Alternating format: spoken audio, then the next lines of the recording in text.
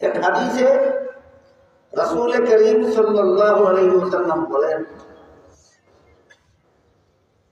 স্বামী তার স্ত্রীর সাথে মিলামেশা করলেও ইবাদতের সমান। সাহাবায়ে কেরাম জিজ্ঞাসা করলেন, স্বামী তার স্ত্রীর সাথে মিলামেশা করে মনের আনন্দে না দুঃখে? মনের আনন্দ করলেও যদি ইবাদতের সওয়াব হয়, তাহলে তো দেখা গেল সওয়াব উপার্জন করাটা কোনো সুবিধা হবে না। রাসূল এই সাহাবীরা জিজ্ঞাসা করেন, এই লোকটা যদি মনের আনন্দ করার জন্য ঘরে নিজের বিবির কাছে না গিয়ে অন্য নারীর কাছে যাইত, তবে কি গুনাহ হতো? আমরা কি করি? সাহাবারা জবাব দিলেন, গুনাহ। রাসূল বলেন, যে কাজটা মন গড়া করলে গুনাহ হয়, এই কাজটাই সুন্নত মতে করলে সওয়াব হয়। সংসারের যত কাজ আছে সবগুলি কাজকে নবীর দেওয়া এই স্কেল দিয়ে মাপকাঠিতে পারতেন। মন গড়া মতো খাইলে গুনাহ, নবীর তরিকা মতো খাইলে ইবাদতের সওয়াব। মন গড়া মতে ঘুমাইলে গুনাহ, নবীর তরিকা মতে ঘুমাইলে সওয়াব। মন গড়া মতে পেশাব পায়খানা করলে গুনাহ, নবীর তরিকা মতে পেশাব পায়খানা করলে সওয়াব। মন গড়া মতে গৃহস্থী করলে গুনাহ, সুন্নত তরিকা মতো গৃহস্থী করলে সওয়াব। মন গড়া মতো ব্যবসা করলে গুনাহ, সুন্নত তরিকা মতো ব্যবসা করলে সওয়াব। মন গড়া মতো চাকরি করলে গুনাহ, নবীর তরিকা মতো চাকরি করলে সওয়াব। মন গড়া মতো স্কুল কলেজে লেখাপড়া করলে গুনাহ, নবীর তরিকা মতো স্কুল কলেজে লেখাপড়া করলে সওয়াব। জানন লাগবে কিনা? জাননের জন্য এই সভা। কিসের জন্য? জাননের জন্য সভা।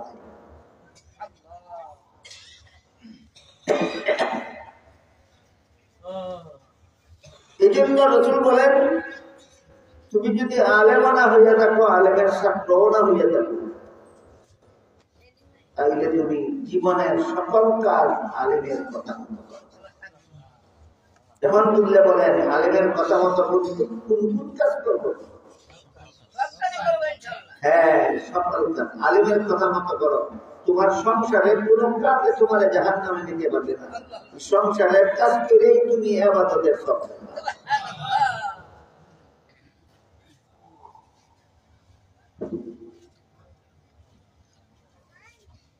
নবীর সুন্নত তরিকা মতে গৃহস্থী করলে ইবাদতের সওয়াব, ব্যবসা করলে ইবাদতের সওয়াব, চাকরি করলে ইবাদতের সওয়াব, খাওয়া দাওয়া করলে ইবাদতের সওয়াব, রাত্রে ঘুমাইলে ইবাদতের সওয়াব, পেশাব পায়খানা করলে ইবাদতের সওয়াব, বিবির সাথে আমোদ প্রমোদ করলে ইবাদতের সওয়াব, স্কুল কলেজে লেখাপড়া করলেও ইবাদতের সওয়াব। মন গড়া মতো না আলেমদের কথা? যেমন আমি স্কুলে পড়ি, কলেজে পড়ি, ইতিহাস পড়ি, ভূগোল পড়ি, বিজ্ঞান পড়ি, আমি স্কুলে ইংরেজি পড়ি, অঙ্ক পড়ি, এগুলি আলেমরা কি জানে, কি বলে, কি করবো, আমারে কি পরামর্শ? আলেমটা তো জানেই না যে আমার কি পরামর্শ তো আসতে পারে, অনেকে এরকম মনে হয়। আমাদের বর্তমান সমাজের যে সমস্ত ছাত্রছাত্রীরা স্কুল কলেজে পড়ে, এদের বেশিরভাগ মা বাবারা এটাই মনে করে যে আলেমরা ওইখানে থাকলে আমরা কি বলবে, কি করবে। কিন্তু আমাদের তাফসীরের কিতাবে লেখা আছে, দুইটা শর্ত মান্য স্কুলে কলেজে পড়লে ইবাদতের সওয়াব। বিনা শর্তে না দুইটা শর্ত মান্য? দুইটা শর্ত কি? যারা স্কুল কলেজে পড়ে আর পড়া হেরা জানে না, একমাত্র আলেমরা শর্ত দুইটা আলেমদের গেল, ইচ্ছা মতো গিয়ে স্কুলে পড়ো, ইচ্ছা মতো গিয়ে কলেজে পড়ো। শুধু যে দুইটা শর্ত মান্য করলে স্কুলে ঘুরে ইবাদতের সওয়াব হয়, শর্ত দুইটা আলেমের কাছে জেনে যাও। কথা বুঝলেন কিনা? আমাদের যে সমস্ত মা বাবার ছেলে মেয়েরা আজকাল স্কুল কলেজে পড়ে, এই সমস্ত মা বাবাদের এবং ফর্মেওয়ালা ছাত্রছাত্রীদের দুইটা শর্ত জানিয়ে দরকার। এই কারণে স্কুল কলেজে যারা পড়ে তারারও গুণা দরকার, যাদের ছেলে মেয়েরে পড়ায় তারারও গুণা দরকার। আমরা জানার চেষ্টা করি, বোঝার চেষ্টা করি কোন দুইটা শর্ত মান্য স্কুলে পড়লে ইবাদতের সওয়াব হয়, কোন দুইটা শর্ত মান্য কলেজে পড়লে ইবাদতের সওয়াব। এক নম্বর শর্ত, তুমি যে মুসলমান এই কথাটা ভুলে যাবে। 1 নম্বর, তুমি যে মুসলমান এই কথাটা ভুলে যাবে। আর মুসলমানি না ভুললে কেউ কোনো কিছু করতে গিয়ে সংসার জীবনে নামাজ রোজা ছাইরা দেয়।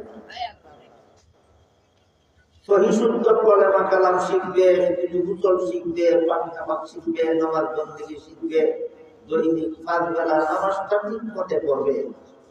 তুমি স্কুলে পড়ো সওয়াবের কাম, কলেজে পড়ো সওয়াবের কাম, মাসজিদে পড়ো সওয়াবের কাম। এগুলি শিখতে কি বেশি দিন লাগে? আপনারা কেউ বলতে পারেন হুজুর ফরজ কটা? মুক্ত আর দোয়া হুজুর 60 ফরজ দিতে 60 মাস লাগে না, 1 মিনিটে শেখা যায়। সব কারণে উযু বাঁধলে 7 মিনিটে শেখা যায়। গোসলের 3 ফরজ 3 মিনিটে শেখা যায়। নামাজের 13 ফরজ 13 মিনিটে শেখা যায়। নামাজের 15টা ওয়াজিব 15 মিনিটে শেখা যায়। সেটা কি? নামাজ 19 কারণে ভেঙে যায় 19 মিনিটে শেখা যায়। নামাজের 28টা সুন্নাত 28 মিনিটে শেখা যায়। এগুলি টাইম নাই। উযুর ফরজ জীবনের টাইম নাই। আমরা আমাদের স্কুল কলেজের ছাত্রছাত্রীরা উযুর ফরজ জীবনের টাইম নাই, উঠার কারণে উযু ভাঙে, এটা শিখবার টাইম নাই। আমাদের 13 ফরজ এটা শিখবার টাইম নাই। টাইম কিসের আছে জানেন?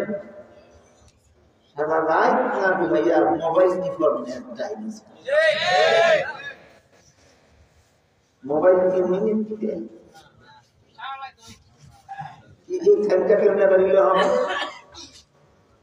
নামাজের কথা পিলে টাইম নাই, উযুর কথা পিলে টাইম নাই, গোসলের কথা পিলে টাইম নাই, তায়াম্মুমের কথা পিলে টাইম নাই, আল্লাহ বিল্লাহর কথা পিলে টাইম নাই।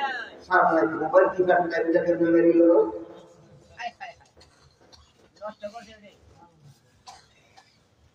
এই রকমের ফাঁকিবাদী কথা দিয়া আলেমদের মুখ বন্ধ করা যেতে পারে, কিন্তু কিয়ামতের দিন আল্লাহর বোঝা দিবে।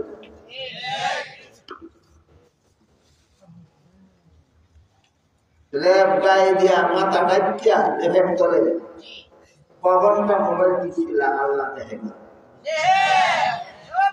মৌলবীরা দেখেন তুমি দেখেন চলে কেল্লা ঢুকাইয়া কত ঘন্টা মোবাইল টিপছিল, মৌলবীরা দেখেন আল্লাহ তো দেখেন। মৌলবীরা বোঝাই গেছে আল্লাহ তো সাথে সাথে জিজ্ঞেস করবো 3 ঘন্টা মোবাইল টিপার টাইম দেবেন। আল্লাহ রাব্বুল আলামিন কুরআনের আয়াতে বলেন আলাম ইয়ালাম বিআন্নাল্লাহা ইয়ারা। বান্দা কি জানে না আল্লাহ দেখেন? দেখেন আল্লাহ কত চমৎকার ভাষায়। বান্দা কি জানে না জানে। এই জন্য মুফাসসিরিনে কেরাম তাফসীরের কিতাবে লিখছেন তোমার মুসলমানিটা বজায় রেখে স্কুলে পড়ো, কলেজে পড়ো, মসজিদে পড়ো, সবটা সওয়াবের কাজ। সবটা সারাদিনের ঘুম যদি সওয়াবের কাজ হয়, পেট পূজা খাওয়ান যদি সওয়াবের কাজ হয়, পেশাব পায়খানা করেন যদি সওয়াবের কাজ হয়, বিবির সাথে মিলামেশা করেন যদি সওয়াবের কাজ হয়, স্কুলের করেন কলেজের করেন গুনাহ হবে কেন? যে শর্তে ওইগুলি সওয়াবের কাজ, এই শর্তে এইগুলিও সওয়াবের কাজ। গেল এক শর্ত, স্কুল কলেজের পড়া সওয়াবের কাজ হওয়ার জন্য 1 নম্বর শর্ত হইল মুসলমানি বিল্লা দিয়া করলে না মুসলমানি স্মরণের কেমন মুসলমানি দিয়ে মুসলমানির কথা স্মরণ থাকলে নামাজগুলো ছেড়ে দিব না, নামাজগুলো ঠিক লিখে করবো।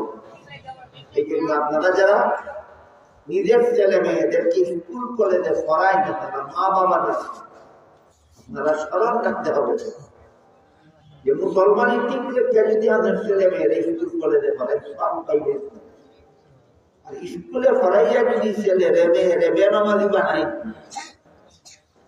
কোন সন্দেহ নাই এই স্কুলের পড়া তোমার ছেলে মেয়েরও জাহান্নামে নিব, এর মা বাপ দুটোরও জাহান্নামে।